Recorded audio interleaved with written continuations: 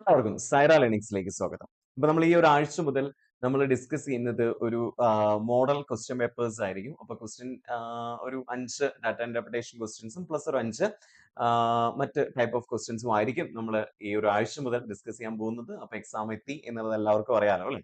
അപ്പൊ എല്ലാവരും നന്നായി തന്നെ പ്രിപ്പയർ ചെയ്യുന്നുണ്ടാവും എന്ന് വിചാരിക്കുന്നു. സോ അപ്പൊ നമ്മുടെ ഒരു മോഡൽ ക്വസ്റ്റ്യൻ പേപ്പറിലേക്കാണ് നമ്മൾ കിടക്കുന്നത് മാത്സിന്റെ കേസിൽ. ഓക്കെ, റെഡി ആണല്ലോ? സോ ഡാറ്റ ഇന്റർപ്രിട്ടേഷൻ 5 ക്വസ്റ്റ്യൻസ് നമുക്ക് ആദ്യം നോക്കാം അല്ലെ? എന്താണ് ഇവിടുത്തെ ചോദ്യം? ഇവിടെ നമുക്ക് ഒരു ഡാറ്റ ഇന്റർപ്രിട്ടേഷൻ ഒരു ടേബിൾ തന്നിട്ടുണ്ട് അല്ലെ? ഇവിടെ എന്താണ് candidates who appeared in the exam and also അതിനകത്ത് ബോയ്സ് എത്ര പേരാണ് അല്ലെ? എത്ര പെർസെന്റേജ് ബോയ്സ് അപ്പിയർ ചെയ്തിട്ടുണ്ടെന്നുള്ളതിന്റെ പെർസെന്റേജ് ഡിസ്ട്രിബ്യൂഷൻ ആണ്. എത്ര സിറ്റികളിലാണ്? 6 സിറ്റികളിലായിട്ട് കൊടുത്തിരിക്കുന്നത് അല്ലെ? സോ ഏറ്റവും ആദ്യത്തെ ചോദ്യം എന്താ? Find the number of girls who appeared the exam from city D എന്നാണ് ചോദ്യം അല്ലെ? സിറ്റി ഡിയിൽ നിന്ന് എത്ര ഗേൾസ് ആണ് എക്സാമിന് അപ്ലൈ ചെയ്തത് എന്നുള്ളതാണ് നമ്മൾ കണ്ടുപിടിക്കേണ്ടത്. അപ്പൊ നമ്മൾ എന്ത് നോക്കണം? സിറ്റി മൊത്തം ഇവിടെ ഈ എക്സാമിന് അറ്റൻഡ് ചെയ്ത കുട്ടികളുടെ എണ്ണം അല്ലെ? അപ്പിയർ ചെയ്ത കുട്ടികളുടെ എണ്ണം 12,000 ആണ്. ആ 12,000 സിറ്റി ഡീൽ ചെയ്തത് 20% ആളുകളാണ് അല്ലെ? സോ 12,000ന്റെ 20% എത്രയാണ്? 1,200 ആണ് ശതമാനം. അപ്പൊ 20% എന്ന് പറയുമ്പോൾ 2,400 പേരായിരിക്കും അവിടെ എഴുതിയിട്ടുണ്ടാവുക. ആ 2,400ൽ 10% ബോയ്സ് ആണ് അല്ലെ? അപ്പൊ എത്ര ശതമാനമായിരിക്കും ഗേൾസ്? ബാക്കിയുള്ള 90% ഗേൾസ് ആയിരിക്കും. അപ്പൊ ഈ 2,400ന്റെ 90% കാണാൻ വേണ്ടി 2,400ന്ന് അതിന്റെ 10% ആയിട്ടുള്ള അല്ലെ? 100% 10% കുറച്ചാൽ 90% കിട്ടുമല്ലോ. അപ്പൊ 2,400ന്റെ 10% എന്ന് പറയുന്നത് 240 ആണ് അല്ലെ? അപ്പൊ 2,400ന്ന് 240 കുറച്ച് എത്രയായിരിക്കും ആൻസർ കിട്ടാം? 2,160 ആയിരിക്കും ആൻസർ കിട്ടുക അല്ലെ? അപ്പൊ അങ്ങനെ മനക്കണക്കായി ചെയ്യാൻ പറ്റുന്ന ക്വസ്റ്റ്യൻസ് ഒക്കെ അങ്ങനെ തന്നെ ചെയ്യാം. സോ ഇവിടുത്തെ ആൻസർ എത്രയായിരിക്കും? 2,160 ആയിരിക്കും ഇവിടുത്തെ ആൻസർ ആയിട്ട് വരിക അല്ലെ? സോ ദാറ്റ് മീൻസ് 12,000 ആണ് ടോട്ടൽ കുട്ടികൾ. അതിൽ 20% സിറ്റി ഡിയിൽ എഴുതിയിരിക്കുന്നത് ടോട്ടൽ. അപ്പൊ 2,400 പേര് എക്സാം എഴുതിയിട്ടുണ്ട്. അതിൽ 10% ബോയ്സ് ആണ്. അപ്പൊ 90% ഗേൾസ് ആയിരിക്കും. സോ 2,400ന്റെ 90% എന്ന് പറയുന്നത് 2,400ന്ന് 240 കുറച്ചാൽ 2,160 ആയിരിക്കും ആൻസർ വരിക. ഓക്കെ, അടുത്ത ക്വസ്റ്റ്യൻ എന്താ? The ratio of candidates who appeared in city C to the number of boys who appeared in city F അല്ലെ? അപ്പൊ candidates who appeared in city C അല്ലെ? സിറ്റി സിയിൽ എത്ര കാൻഡിഡേറ്റ്സ് ആണ് മൊത്തത്തിൽ അപ്പിയർ ചെയ്തിരിക്കുന്നത് നോക്കി. സിറ്റി സിയിൽ 15%. എന്തിന് 15%? 12,000ത്തിന് 15%. അപ്പൊ 12,000ത്തിന് 15% എത്രയായിരിക്കും? 12,000ത്തിന് 15% എന്ന് പറഞ്ഞാൽ 12,000ത്തിന് 10% 1,200 പിന്നെ 5% എത്രയായിരിക്കും? 600 ആയിരിക്കും അല്ലെ? അപ്പൊ 1,800 പേരായിരിക്കും സിറ്റി സിയിൽ അറ്റൻഡ് ചെയ്തിട്ടുണ്ടാവും, അപ്പിയർ ചെയ്തിട്ടുണ്ടാവും അല്ലെ? ഇപ്പോൾ to the number of boys who appeared in city F എന്നാണ് ചോദിച്ചിരിക്കുന്നത്. സിറ്റി എഫിൽ എത്ര ബോയ്സ് ആയിരിക്കും അപ്പിയർ ചെയ്തിട്ടുണ്ടാവുക? 26% അവിടെ എന്ത് ചെയ്തിരിക്കുന്നത്? ടോട്ടൽ അപ്പിയർ ചെയ്തിരിക്കുന്നത്. സോ 12,000ത്തിന്റെ 26% അല്ലെ? 12,000ത്തിന്റെ 25% കാണാൻ നമുക്ക് എന്ത് ചെയ്യാം? 12,000 ഡിവൈഡഡ് ബൈ 4 ചെയ്താൽ 3,000 എന്ന് കിട്ടും അല്ലെ? അപ്പൊ 25% എന്ന് പറഞ്ഞാൽ നമുക്കറിയാലോ ബൈ 4 ആയിരിക്കും എന്നുള്ളത്. 50% എന്ന് പറഞ്ഞാൽ പകുതി, 25% എന്ന് വെച്ചാൽ അതിനെയും പകുതി എന്ന് വെച്ചാൽ 4 കൊണ്ട് ഹരിക്കുക അല്ലെ? അപ്പൊ 12,000ത്തിന്റെ പകുതി 6,000, 6,000ത്തിന്റെ പകുതി 3,000 ആയിരിക്കും. 25%. 1% എത്രയായിരിക്കും? 1% എന്ന് പറയുന്നത് എത്രയായിരിക്കും? 120 ആയിരിക്കും അല്ലെ? അപ്പൊ 3,120 പേരാണ് അവിടെ അറ്റൻഡ് ചെയ്തിരിക്കുന്നത്. ആ 3,120ന്റെ 15% നമുക്ക് കാണണം അല്ലെ? അതാണ് ബോയ്സ് ആണല്ലോ. സിറ്റി എഫില് ബോയ്സ് എന്ന് പറയുന്നത് 15%. അപ്പൊ 3,120ന്റെ 15%. 3,120ന്റെ 10% 312 ഒരു അതിന്റെ പകുതി ആയിരിക്കും 5% അല്ലെ? 312ന്റെ പകുതി എത്രയാ? 300ന്റെ പകുതി 150, 12ന്റെ പകുതി 6, 156 അല്ലെ? അപ്പൊ ഇത് രണ്ടും കൂടെ കൂട്ടുമ്പോൾ എത്ര കിട്ടാ? 6 2 8 അല്ലെ? 5 1 6 അല്ലെ? 3 1 4. അപ്പൊ എത്ര കിട്ടാ? 1,800:468 ആയിരിക്കും ഇവിടുത്തെ ആൻസർ വരിക അല്ലെ? അപ്പൊ 1,800:468 നമുക്ക് അതിനെ ചെറുതാക്കണം അല്ലെ? അപ്പൊ എത്രയായിരിക്കും ആൻസർ വരിക? 1,800:468 രണ്ടും എന്തിൽ പോവും? നമ്മൾ നോക്കുമ്പോ യെസ് 9ൽ പോവും അല്ലെ? 1,800 9ൽ പോവും. 4 6 10 8 18 കൂട്ടും 9ന്റെ മൾട്ടിപ്പിൾ ആയിട്ടുള്ള ഒരു സംഖ്യ അല്ലെ? അതിലെ അക്കങ്ങളെല്ലാം കൂടെ കൂട്ടുമ്പോൾ 9ന്റെ മൾട്ടിപ്പിൾ ആയിട്ടുള്ള ഒരു സംഖ്യ വരികയാണെങ്കിൽ ആ സംഖ്യയിൽ 9 പോകും. അപ്പൊ 1,800ൽ 9 നമുക്കറിയാം 200 പ്രാവശ്യമാണ് പോവുക.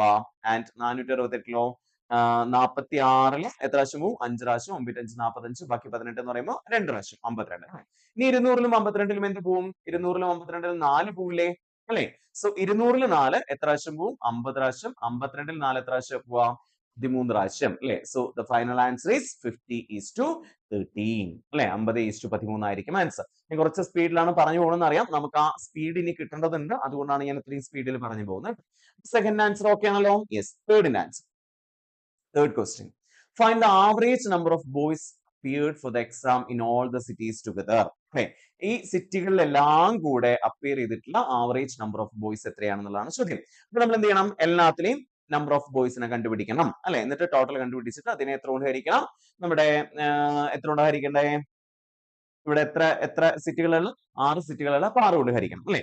സോ നമുക്ക് നോക്കാം. 17%ന്റെ 20% അല്ലെ, 12,000ത്തിന്റെ 17%, അതിന്റെ 20%. സോ എന്താ ചെയ്യാം? 12,000ത്തിന്റെ 17% കാണാം. 12,000ത്തിന്റെ 10% 1,200 അല്ലെ. 7% എന്ന് പറയുമ്പോൾ 1% 120 ആണെങ്കിൽ ഇൻറ്റു 7 840. അപ്പൊ 2040 പേരായിരിക്കും 17% എന്ന് പറയുന്നത്. ആ 2040ന്റെ 20% എന്ന് പറയുമ്പോൾ എത്രയായിരിക്കും വരിക? 408 ആയിരിക്കും number of boys in city A ആണല്ലോ. ഇനി സിറ്റി ബിയിലെ 13.5% എന്ന് പറയുന്നത് ഒന്നുകിൽ 27%, ഇരട്ടി കണ്ട അതിന്റെ പകുതി കണ്ടാൽ മതി. സോ 27% കാണാൻ 30% മൈനസ് 3% ചെയ്താലും മതി അല്ലെ. 30% മൈനസ് 3% ചെയ്ത് കഴിഞ്ഞാൽ നമുക്ക് 27% കിട്ടില്ലേ? അതിന്റെ പകുതി കണ്ടു കഴിഞ്ഞാൽ 13.5% ആവില്ലേ? ആവും അല്ലെ. അപ്പൊ 12,000ന്റെ എത്രയാണ്? 12,000ന്റെ 30% 1,200. എത്ര ശതമാനം? നമ്മുടെ 10%. അപ്പൊ 30% എന്ന് പറയുമ്പോൾ 3,600 മൈനസ് 3% എന്ന് പറയുമ്പോൾ എത്ര വരിക? 360 അല്ലെ. അപ്പൊ 3,600 300 പോയാൽ 3,300, ഒരു 60 കൂടെ പോയാൽ 3,240 ആയിരിക്കും 13.5%. സോറി, 3,240 ആയിരിക്കും എന്ത്? 27%. അപ്പൊ അതിന്റെ പകുതി എന്ന് പറയുമ്പോൾ എത്രയായിരിക്കും വരിക? 3,240ന്റെ പകുതി എത്രയാ? 1,620 ആയിരിക്കും. എത്ര? 13.5%. ആ 1,620ന്റെ 25% എന്ന് പറയുമ്പോൾ എത്രയാ? 16ല് 4 പ്രാവശ്യം അല്ലെ. അതായത് 1,620 4 വെച്ച് ഹരിച്ചു കഴിഞ്ഞാൽ നമുക്ക് 25% കിട്ടുമല്ലോ. ഞാനത് ഇങ്ങനെ വീണ്ടും റിപ്പീറ്റ് ചെയ്യാത്തതാണ് കേട്ടോ, അതുകൊണ്ടാണ് 4 കൊണ്ട് ഹരിക്കുക എന്ന് ഞാൻ പറഞ്ഞു. 1,620 4 കൊണ്ട് ഹരിച്ചു. 16ല് 4 പ്രാവശ്യം അല്ലെ, 2ല് 0 ആൻഡ് 20ല് എത്ര പ്രാവശ്യം? 5 പ്രാവശ്യം. അപ്പൊ 405 ബോയ്സ് ആണ് എവിടെയുള്ളത്? ബി എന്ന് പറയുന്ന സിറ്റിയിലുള്ളത്. സി എന്ന് പറയുന്ന സിറ്റിയിൽ 15% ആണ്. 12,000ത്തിന് 15%, 12,000ത്തിന് 10%, 1,200, ഒരു 200 കൂടെ ചേർക്കും, 600 കൂടെ ചേർക്കുമ്പോൾ 1,800. മറ്റു ക്വസ്റ്റ്യൻസിലൊക്കെ കണ്ടുപിടിച്ച സാധനങ്ങൾ അവിടെ എഴുതി വെക്കുകയാണെങ്കിൽ കുറച്ചുകൂടി എളുപ്പമായിരിക്കും കേട്ടോ അതൊക്കെ കണ്ടുപിടിക്കാം. സോ ഇനി 1,800ന്റെ 17%, 1,800ന്റെ 17% എന്ന് പറയുമ്പോൾ 1,800ന്റെ 10% എന്ന് വെച്ചാൽ 180, ആ 180ന്റെ ഒപ്പം 18 into 7 അല്ലെ. 18 ആണല്ലോ 1%. അപ്പൊ 18 into 7, 18 into 7 എത്രയായിരിക്കും വരിക? 18 into 7 എന്ന് പറയുമ്പോൾ 10 into 7 70, 7 56, 70 56 കൂട്ടുമ്പോൾ 126 എന്ന് വരും അല്ലെ. സോ അപ്പൊ 180ഉം 126 കൂടെ കൂട്ടുമ്പോൾ എത്ര കിട്ടുക? 180ഉം 120ഉം 300, 306 ആയിരിക്കും അവിടുത്തെ ടോട്ടൽ ബോയ്സ് അല്ലെ. ഇനി 20% എത്രയാണ്? 12,000 20%, 2,400. ഇവിടെ എത്രയായിരിക്കും വരിക? 10% വരുമ്പോൾ 240 ആയിരിക്കും വരിക. നമ്മൾ നേരത്തെ കണ്ടതാണ്. 8.5% നമ്മൾ നേരത്തെ ചെയ്ത പോലെ ഇതിന്റെ ഇരട്ടിയായിട്ടുള്ള 17% കണ്ട് അതിന്റെ പകുതി കണ്ടാൽ മതി. ഓൾറെഡി 17% നമ്മളിവിടെ കണ്ടിട്ടുണ്ട്. 2,040 എന്നുള്ളത് ആ 2,040ന്റെ പകുതി ആയിരിക്കും 8.5%. അപ്പൊ എത്രയായിരിക്കും വരിക? 1,020 ആയിരിക്കും. അപ്പൊ 1,020 ആണ് എത്ര? 8.5% എന്ന് വെച്ച് കഴിഞ്ഞാൽ 1,020 8.5%, അതിന്റെ 15% എന്ന് വെക്കുമ്പോൾ 102 എത്ര വരിക? 51 അല്ലെ. 102, അതായത് 10% 102 ആയിരിക്കും, 51 ആയിരിക്കും എത്ര? 5%. അപ്പൊ 102ഉം 51 കൂടെ കൂട്ടുമ്പോൾ 153 എന്ന് വരും അല്ലെ. സോ ഇനി 26% എന്ന് പറയുമ്പോൾ നമ്മൾ നേരത്തെ 27% കണ്ടിട്ടുണ്ടായിരുന്നു. എത്രയാണത്? 3,240 ആയിരുന്നു അല്ലെ. അപ്പൊ ആ 3,240 എത്ര കുറച്ചാൽ മതി? ഒന്നുകിൽ ഒരു പെർസെന്റേജ് കുറച്ചാൽ മതി, അല്ലെങ്കിൽ നമ്മൾ നേരത്തെ ചെയ്ത പോലെ നമ്മൾ ഓൾറെഡി കണ്ടുപിടിച്ച് വെച്ചിട്ടുണ്ടായിരുന്നു 26% അല്ലെ.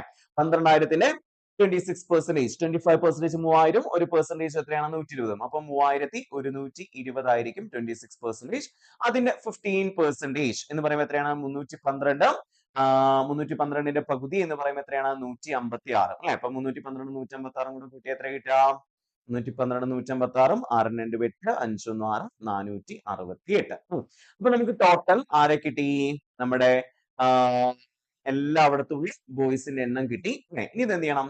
ഇത് ആഡ് ചെയ്യാം അല്ലെ. അപ്പൊ എത്ര വരിക? 8 5 13 6 19, 9 3 22 8 30 അല്ലെ. ബാക്കി 3 6 3 9, 9 5 14, 14 4 18, 18ഉം 18ന് 8 അല്ലെ. ബാക്കി 1 ശിഷ്ടം, 4 1 5, 5 1 6, 6 2 8, 8 3 11, 11 1 എത്ര വരിക? സോറി, ഇതിൽ ചെറിയ മിസ്റ്റേക്ക് വന്നിട്ടുണ്ടായിരുന്നു അല്ലെ. നമുക്ക് ഇത് കൂട്ടേണ്ട ആവശ്യമില്ല. 306 അങ്ങനെയാണ് കൂട്ടേണ്ടത്. 8 3 11 6 17 5 22 8 30 ശരിയാണ്. ബാക്കി 3 6 3 9 9 5 14 14 4 18 18 8 ബാക്കി 1 4 1 5 5 1 6 6 2 8 4 12 4 16 ശരിയാണ്. 1680 എന്ന് വരും അല്ലെ. ഈ 1680നെ നമ്മൾ എത്ര വെച്ച് ഡിവൈഡ് ചെയ്യണം?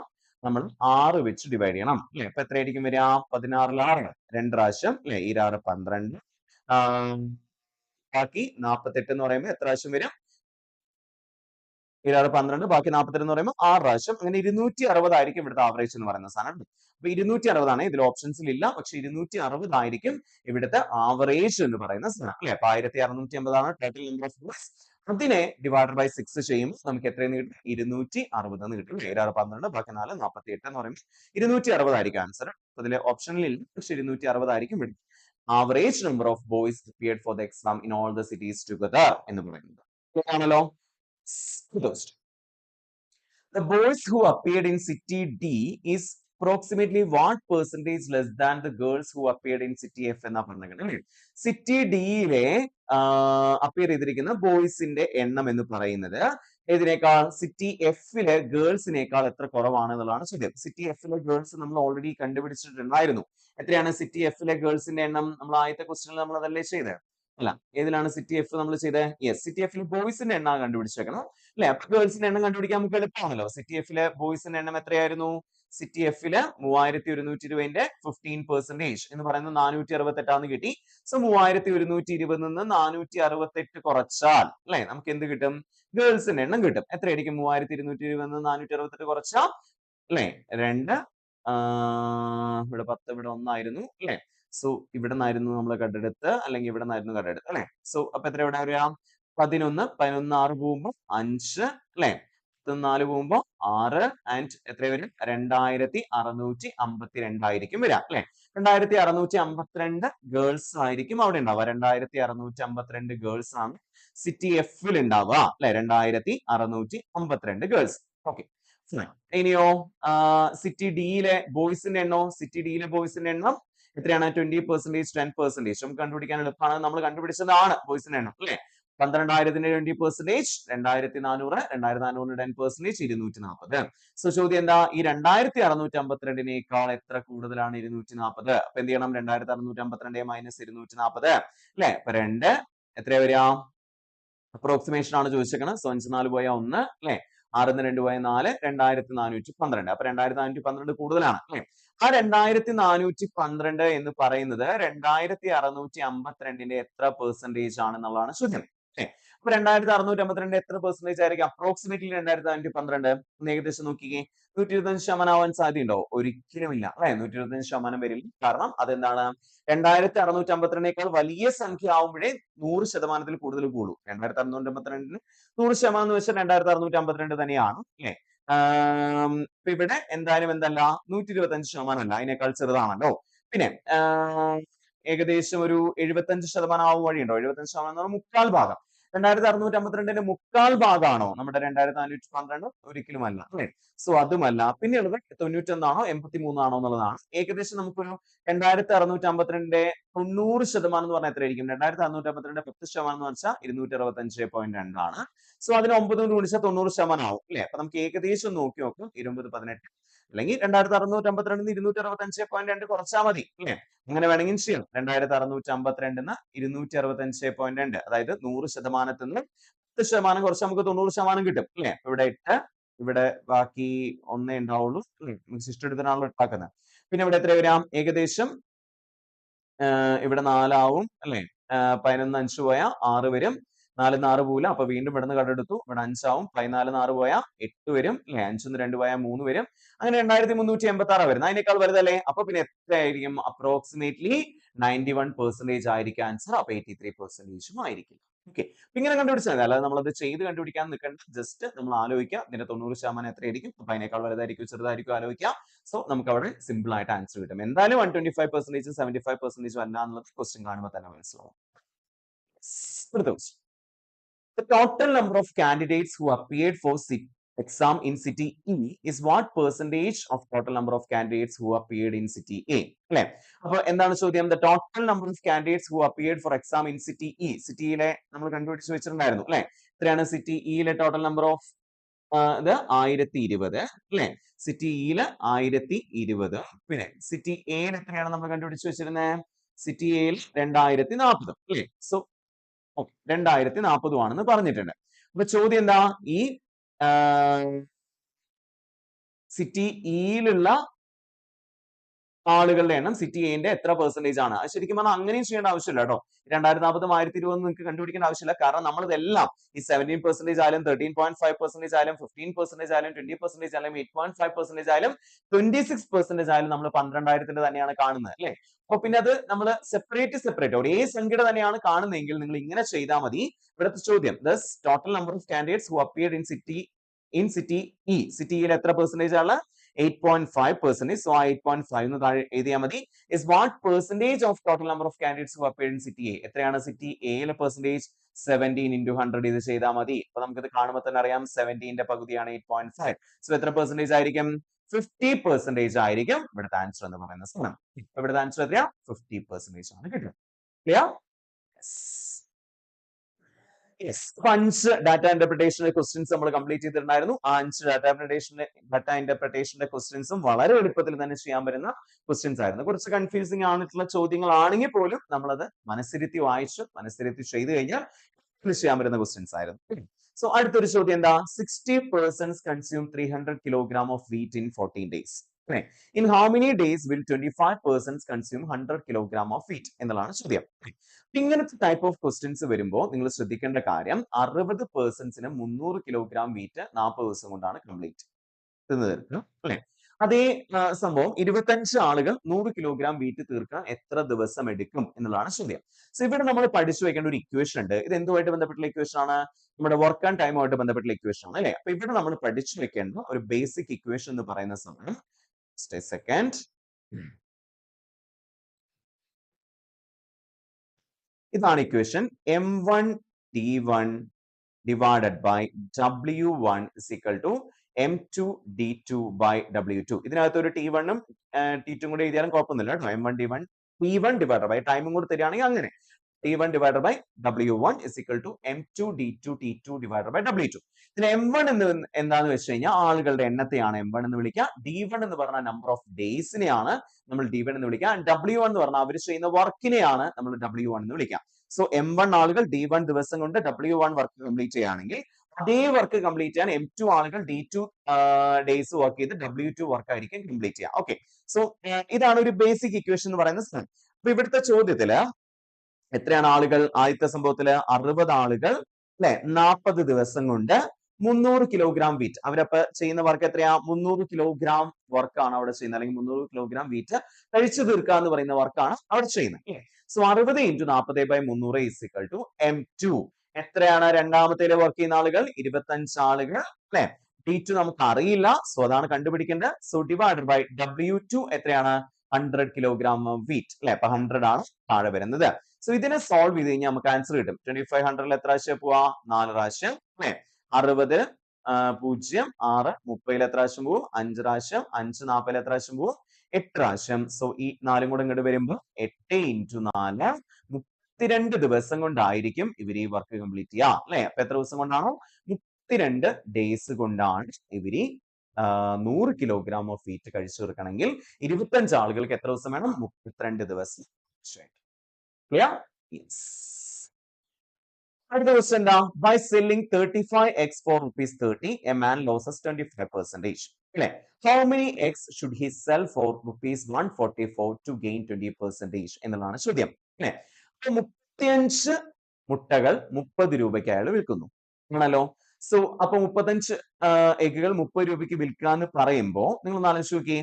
അപ്പൊ അങ്ങനെ ആവുമ്പോൾ അതില് 25% ലോസ് സംഭവിക്കുന്നു എന്ന് പറയുമ്പോൾ ശരിക്കും കോസ്റ്റ് പ്രൈസിന്റെ എത്ര പെർസെന്റേജ് ആയിരിക്കും?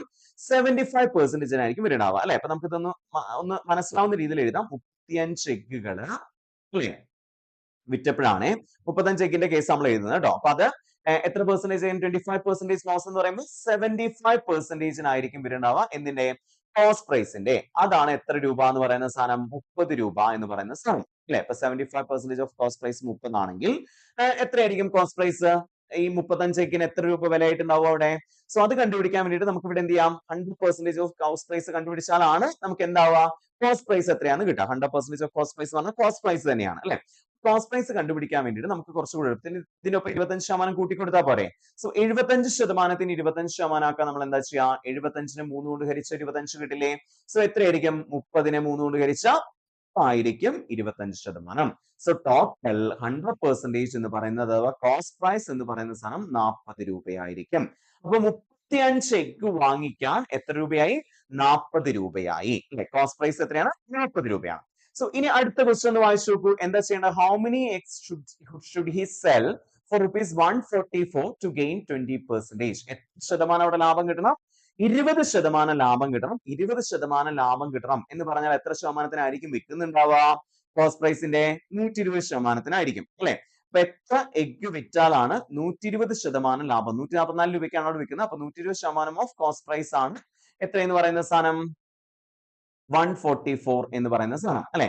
120% 144 ആണ് അല്ലെ. ഇപ്പൊ ഇനി നമുക്ക് ഇവിടുന്ന് ചെയ്യാൻ പറ്റുന്ന ഒരു കേസ് എന്ന് വെച്ചാൽ ഇവിടുന്ന് കോസ്റ്റ് പ്രൈസ് എത്രയാണെന്ന് കണ്ടുപിടിക്കുക. അതായത് ഇവിടെ 35 എഗ്ഗിന്റെ കോസ്റ്റ് പ്രൈസ് ആണ് 40. 35 എഗ്ഗിന് 40 രൂപയാണ് വില. ഓക്കെ, അതേ കോസ്റ്റ് പ്രൈസിനെ ആയിരിക്കും അവിടെ വരിക.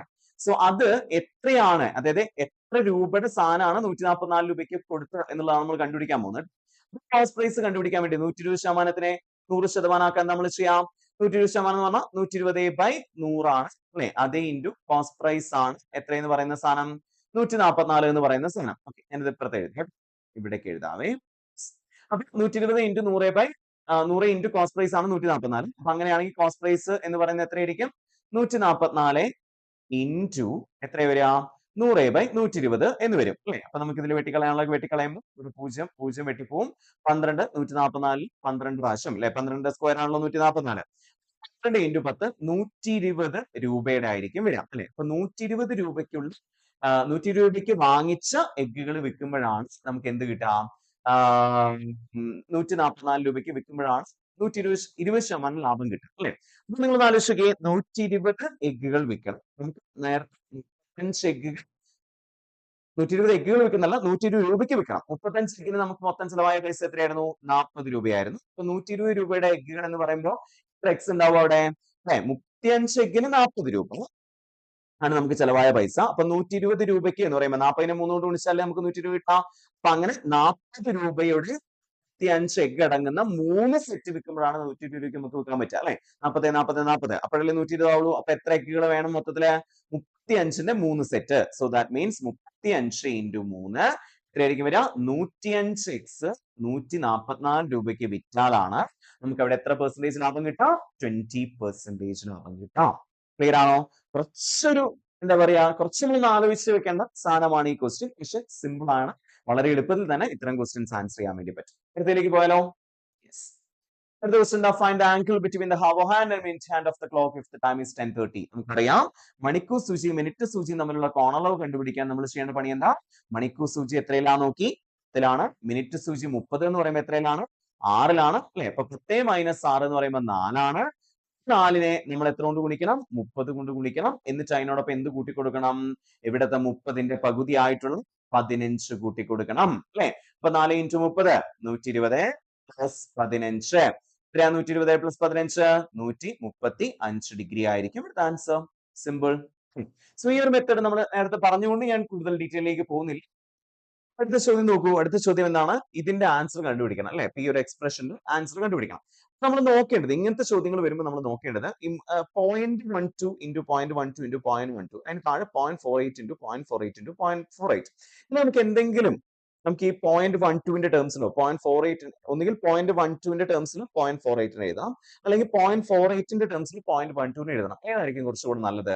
നമുക്ക് ഇവിടെ താഴെ 0.48 എന്നുള്ള സാധനത്തിന് 0.12 ഇൻറ്റു 4 എന്ന് എഴുതി കൂടെ? 0.12 ഇൻറ്റു 4 എത്രയാണ്? 0.48 അല്ലേ അല്ലെ. അപ്പൊ മുകളിലുള്ള സാധനം അങ്ങനെ കിടക്കട്ടെ. 0.12 ഇൻറ്റു 0.12 ഇൻറ്റു 0.12 അങ്ങനെ പറഞ്ഞിട്ടുള്ള മറ്റേ ഇപ്പുറത്തുള്ള സാധനം പ്ലസ് 0.012 ഇൻറ്റു 0.012 അല്ലെ ഇൻറ്റു 0.012 എന്നുള്ള സാധനം അങ്ങനെ കിടക്കട്ടെ. അവിടെ താഴെയുള്ള ഏത് നമ്മുടെ 0.48 ഇൻറ്റു ആ സാധനം ഉണ്ടല്ലോ, അതിനെ നമുക്ക് എങ്ങനെ മാറ്റി എഴുതാൻ വേണ്ടി പറ്റും? ഇവിടെ നമുക്ക് ഇവിടെ ചെയ്യാൻ പറ്റുന്ന സാധനം എന്താണെന്ന് വെച്ചാൽ 0.48നെ നമുക്ക് 0.12 ഇൻറ്റു 4 എന്ന് എഴുതാം അല്ലേ?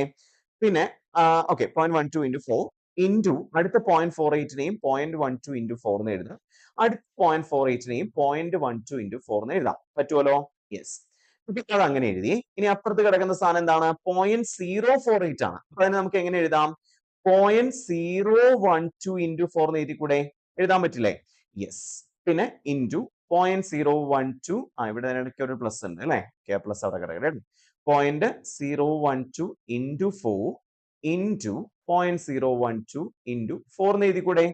അപ്പൊ 0.012 ഇൻറ്റു 4 കുടിക്കുമ്പോൾ 0.048 എന്നാണ് കിട്ടും. ഓക്കെ, നമ്മൾ ഇതിനെ എങ്ങനെ എഴുതി? ഇനി അടുത്ത പരിപാടി എന്താ? മുകളിൽ എഴുതിയിരിക്കുന്നത് 0.12 ഇൻറ്റു 0.12 ഇൻറ്റു 0.12 അത് അങ്ങനെ തന്നെ കിടക്കട്ടെ. ഈ താഴെയുള്ള സ്ഥാനത്തില് ഈ 4 ഇൻറ്റു 4 ഇൻറ്റു 4 എത്ര ആൻസർ കിട്ടുക? 4 ഇൻറ്റു 4 ഇൻറ്റു 4 64 എന്ന് കിട്ടും. ഇവിടെയും 4 ഇൻറ്റു 4 ഇൻറ്റു 4 64 എന്ന് കിട്ടും അല്ലെ? അപ്പൊ നമുക്ക് ഈ മുകളിലെ സ്ഥാനത്തിന് ഇപ്പൊ ഞാൻ തൽക്കാലം ഇവിടെ ഇപ്പൊ ഞാനിത് വീണ്ടും വീണ്ടും എഴുതുന്നതിന് പകരം മുകളിലുള്ള സ്ഥാനത്തിന് ഞാൻ എഴുതുന്നില്ല. ജസ്റ്റ് ഞാനിവിടെ ഒരു എന്താ പറയാ ഒരു എക്സ് എന്നോ അങ്ങനെ വല്ല എഴുതണം കേട്ടോ. ഡിവൈഡഡ് ബൈ താഴെയുള്ള സ്ഥാനത്തിന് 4 ഇൻറ്റു 4 ഇൻറ്റു 4 എന്ന് പറയുന്നത് എത്രയാണ്? 64 ആണ് അല്ലെ? 64 ഇൻറ്റു 0.12 ഇൻറ്റു 0.12 ഇൻറ്റു 0.12 എന്നല്ലേ എവിടെ വരുന്നത്? താഴത്തെ ആദ്യത്തെ കേസിൽ വരുന്നത് അല്ലെ? അതായത് 0.12 ഇൻറ്റു 0.12 ഇൻറ്റു 0.12നെ നമ്മൾ അങ്ങനെ തന്നെ എഴുതി. 4 ഇൻറ്റു 4 ഇൻറ്റു 4 ഗുണിച്ച് നമ്മൾ 64 എന്ന് എഴുതി. പ്ലസ് അതേപോലെ തന്നെ 4 ഇൻറ്റു 4 ഇൻറ്റു 4 ഗുണിച്ച് 64 എന്ന് കിട്ടി. ആ 64 ഇൻറ്റു എത്രയാണ്? 3.012 വരുന്നു അല്ലെ? അപ്പൊ 0.012 ഇൻറ്റു 0.012 ഇൻറ്റു 0.012 അല്ലെ? ഇങ്ങനെയല്ലേ കിട്ടിയേ? യെസ്. ഇനിയോ? ഇനി നമ്മൾ എന്താ ചെയ്യേണ്ട? അടുത്ത പരിപാടി എന്താ? ഇവിടെ ഇങ്ങനെ എഴുതി അല്ലെ? ഇനി ഇത്ത പരിപാടി എന്താണ്? എക്സ് ഡിവൈഡഡ് ബൈ താഴെ നോക്കൂ, രണ്ടിലും കോമൺ ആയിട്ട് വരുന്ന ഒരു സാധനമാണ് 64. അപ്പൊ ആ 64നെ പുറത്തേക്ക് എടുത്താൽ ബാക്കി എന്താ ഉണ്ടാവുക? ഈ ഒരു കേസിൽ 0.12 ഇൻറ്റു 0.12 ഇൻറ്റു 0.12 ഉണ്ടാവും. 0.012 ഇൻറ്റു 0.012 ഇൻറ്റു 0.012 ഉണ്ടാവും. എന്ന് വെച്ചാൽ ഇതേ സാധനം തന്നെയല്ലേ? ഇതിനല്ലേ നമ്മൾ കുറച്ചുകൂടെ എക്സ് ആയിട്ട് എടുത്ത് ആ മുകളിൽ എഴുതുന്ന സാധനം അല്ലെ? ആ മുകളിൽ എഴുതുന്ന അതേ സാധനം തന്നെ താഴെ 64നെ പുറത്തേക്ക് എടുത്ത രണ്ടിലും 64 കോമൺ ആയിട്ടുണ്ട്. ആ 64നെ പുറത്തേക്ക് എടുത്താൽ ബാക്കി എന്താ ഉണ്ടാവുക? 0.12 into 0.12 into 0.12 plus 0.012 into 0.012 into 0.012 അല്ലേ? അത് ആ മുകളിൽ എഴുതി അതേ സാധനം തന്നെയല്ലേ? അപ്പൊ അതിനെയും നമ്മൾ എക്സ് എന്ന് കൊടുക്കുകയാണെങ്കിൽ ഇങ്ങനെയല്ലേ വരിക? അപ്പൊ ഇവിടെ എന്തൊക്കെ ക്യാൻസൽ ആയി പോകും? എക്സും എക്സും ക്യാൻസൽ ആയി പോയാൽ ബാക്കി എത്ര ഉണ്ടാവും? 1/64 ആയിരിക്കും ഇവിടുത്തെ ആൻസർ കിട്ടുക. So the final answer is 1/64 here. അപ്പൊ ഇവിടുത്തെ ആൻസർ എത്ര? 1/64 ആയിരിക്കും. സിമ്പിൾ അല്ലേ? ഒരു ദിവസം എന്താ? 3 successive discounts of 30%, 20% and 10% on the market price of an item are equivalent to a single discount of എന്നുള്ളതാണ് ചോദ്യം വന്നിരിക്കുന്നത്. ഓക്കെ, നമുക്ക് ഈ തന്നിരിക്കുന്ന ചോദ്യങ്ങളൊക്കെ പലരും പല സമയത്ത് എനിക്ക് അയച്ചു തന്ന ചോദ്യങ്ങളുമായിട്ട് ബന്ധപ്പെട്ടുമായിട്ട് കണക്ട് ചെയ്തിട്ടുള്ള ക്വസ്റ്റ്യൻസ് ആണ് ഇട്ടേക്കുന്നത്. ചിലതൊക്കെ അതേപോലെയാണ് ഇട്ടിരിക്കുന്നത് കേട്ടോ. സോ ചിലപ്പോൾ നിങ്ങൾക്ക് കണ്ട് പരിചയം തോന്നുന്നുണ്ടെങ്കിൽ നിങ്ങൾ എപ്പോഴും എനിക്ക് അയച്ചു തന്നിട്ടുണ്ട് എന്നുള്ളത് ആലോചിച്ചാൽ മതി. സോ 3 സക്സസീവ് ഡിസ്കൗണ്ട് 30% ആദ്യം കൊടുത്തു, പിന്നെ 20% കൊടുത്തു, പിന്നെ 10% കൊടുത്തു അല്ലെ? മാർക്കറ്റ് പ്രൈസ് ഓഫ് ഐറ്റത്തിന്, അതായത് അതിനിട്ടിരുന്ന വിലയിൽ നിന്ന് 30% ആദ്യം ഡിസ്കൗണ്ട് കൊടുത്തു, പിന്നെ 20% കൊടുത്തു, പിന്നെ 10% കൊടുത്തു. അപ്പൊ അങ്ങനെ കൊടുക്കുന്ന സാധനം ഒരു equivalent to a single discount. നമ്മൾ രണ്ടെണ്ണാണെങ്കിൽ നമ്മൾ പഠിച്ചിട്ടുണ്ടായിരുന്നു അല്ലെ? നമ്മളെ പെർസെന്റേജ് പഠിച്ച സമയത്ത് 2 ഡിസ്കൗണ്ടുകൾ ആണെങ്കിൽ എങ്ങനെ ചെയ്യണം എന്നുള്ളത് നമ്മൾ പഠിച്ചിട്ടുണ്ടായിരുന്നു. ഇവിടെ 3 ഡിസ്കൗണ്ടുകളാണ് പറഞ്ഞേക്കണം. ആദ്യം 30% കൊടുത്തു, പിന്നെ 20% കൊടുത്തു, പിന്നെ 10% കൊടുത്തു. സോ ഇത് ചെയ്യാൻ കുറച്ചുകൂടെ എളുപ്പ വഴി, നമുക്ക് ആദ്യം ഉണ്ടായിരുന്ന മാർക്കറ്റ് പ്രൈസ് 100 രൂപയാണെന്ന് വിചാരിക്കാം. ഓക്കെ, അതിന്റെ 30% ഡിസ്കൗണ്ട് കൊടുത്തു എന്ന് പറഞ്ഞു കഴിഞ്ഞാൽ എത്ര രൂപയ്ക്കായിരിക്കും ആദ്യം ഈ 30% ഡിസ്കൗണ്ട് കൊടുത്തതിന് ശേഷം നമ്മൾ വിറ്റിട്ടുണ്ടാവുക? 100ന്റെ 30% എത്രയാ? 100ന്റെ 30% പറയുമ്പോൾ 30 ആണ്. 100 30 കുറയ്ക്കുമ്പോൾ 70 രൂപയ്ക്കായിരിക്കും വിറ്റിട്ടുണ്ടാവുക അല്ലേ? വീണ്ടും ഒരു 20% ഡിസ്കൗണ്ട് കൊടുത്തു, അതിനുശേഷമാണ് 20%, 70 രൂപയ്ക്ക് ആയതിനു ശേഷമാണ് 20% ഡിസ്കൗണ്ട് കൊടുക്കുന്നത്.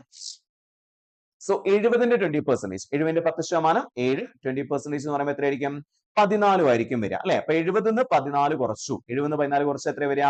70 രൂപയിൽ 14 രൂപ കുറച്ച് വിറ്റു. ദാറ്റ് മീൻസ് 70ന്ന് 10 പോയാൽ 60, 60ന്ന് 4 പോയാൽ എത്ര വരിക? 56 രൂപയ്ക്കായിരിക്കും വിറ്റുണ്ടാവുക. വീണ്ടും ഒരു 10% കുറച്ച് കൊടുത്തു എന്ന് പറയുമ്പോൾ എത്ര രൂപയ്ക്കായിരിക്കും കൊടുത്തിട്ടുണ്ടാവുക? 56ന്ന് 10% എന്ന് പറയുമ്പോൾ 56ന്റെ 10% എത്രയാ? 5.6. 56ന്ന് 5.6 കുറച്ച് കൊടുത്തു. അപ്പൊ എത്ര വരിക? 56ന്ന് 5.6 എന്ന് പറഞ്ഞാൽ 56ന്ന് 5 കുറച്ച് 51.6 കൂടെ കുറച്ച് 50.4 കിട്ടുക. അപ്പൊ നിങ്ങളൊന്ന് ആലോചിച്ച് നോക്കിയേ, എത്ര രൂപ ഉണ്ടായിരുന്ന സാധനമാണ്? 100 രൂപ ഉണ്ടായിരുന്ന സാധനമാണ്. അത് 50.4 ആയാൽ എത്രയായിരിക്കും ഡിസ്കൗണ്ട്? 100 മൈനസ് 50.4 അല്ലെ? 100 മൈനസ് 50.4 50.4 ഇപ്പൊ അവര് കൊടുക്കുന്നത്. അപ്പൊ നേരത്തെ ഉണ്ടായിരുന്ന 100 രൂപയാണ്. അപ്പൊ അതിൽ നിന്ന് എത്ര രൂപ കുറച്ച് കൊടുത്തു? 100 മൈനസ് 50.4 49.6% കിലോഗ്രാമിലാണ്. 49.6% ഡിസ്കൗണ്ട് അവിടെ കൊടുത്തു കഴിഞ്ഞു. സോ എത്ര പെർസെന്റേജ് ഡിസ്കൗണ്ട് കൊടുത്തത്? 49.6% ആയിരിക്കും ഡിസ്കൗണ്ട് കൊടുത്തത്. ക്ലിയർ? യെസ്. അപ്പൊ അത്രയായിരുന്നു അല്ലെ നമ്മൾ ഈ ഒരു ആഴ്ചയിൽ ഡിസ്കസ് ചെയ്യുന്നു, അല്ലെങ്കിൽ ഈ ഒരു 10 ക്വസ്റ്റ്യൻസ് ഇത്രയും ഡീറ്റെയിൽ ആയിട്ടുള്ള ക്വസ്റ്റ്യൻസ് ആയിരുന്നു ഉണ്ടായിരുന്നത്. സോ ഈ ക്വസ്റ്റ്യൻസ് എല്ലാം അത്യാവശ്യം നല്ല രീതിയിൽ തന്നെ നമുക്ക് ആൻസർ ചെയ്യാൻ പറ്റുന്ന ക്വസ്റ്റ്യൻസ് ആണ്, എളുപ്പത്തിൽ ചെയ്യാൻ പറ്റുന്ന ക്വസ്റ്റ്യൻസ് ആണ്, വളരെ സമയം കുറച്ചെടുത്ത് തന്നെ ആൻസർ ചെയ്യാൻ പറ്റുന്ന ക്വസ്റ്റ്യൻസ് ആണ്. അപ്പൊ ഇത്രയും ക്വസ്റ്റ്യൻസ് ആയിരിക്കും നമുക്ക് ഇതും ഒരു കുറച്ചുകൂടെ എന്താ പറയാ ബേസ് ലെവലുള്ള ക്വസ്റ്റ്യൻസ് ആണ്. കുറച്ചുകൂടെ ഹയർ ആയിട്ടുള്ള ക്വസ്റ്റ്യൻസ് നമുക്ക് വരും ആഴ്ചകളിൽ പരിചയപ്പെട്ടു. നമുക്കിനി വളരെ കുറച്ച് ദിവസങ്ങളാണ് അല്ലെ, കൂടിപ്പോ ഒരു 3 ആഴ്ചയും കൂടെ ആയിരിക്കും, 3-4 ആഴ്ചയും കൂടെ ആയിരിക്കും നമുക്ക് എക്സാമിന് മുമ്പായിട്ട് ഇതുപോലെ ഒന്ന് ഇരിക്കാൻ കിട്ടുന്നത്. സോ ആ ഒരു ആഴ്ചകളിൽ നമ്മൾ എന്തായാലും ഇതുപോലുള്ള കുറച്ചുകൂടി ഡീറ്റെയിൽ ആയിട്ടുള്ള കുറച്ചുകൂടി ഡെപ്ത് ആയിട്ടുള്ള ക്വസ്റ്റ്യൻസ് ഡിസ്കസ് ചെയ്യുന്നതായിരിക്കും. ഓക്കെ, സോ അപ്പൊ താങ്ക് യു വെരി മച്ച്.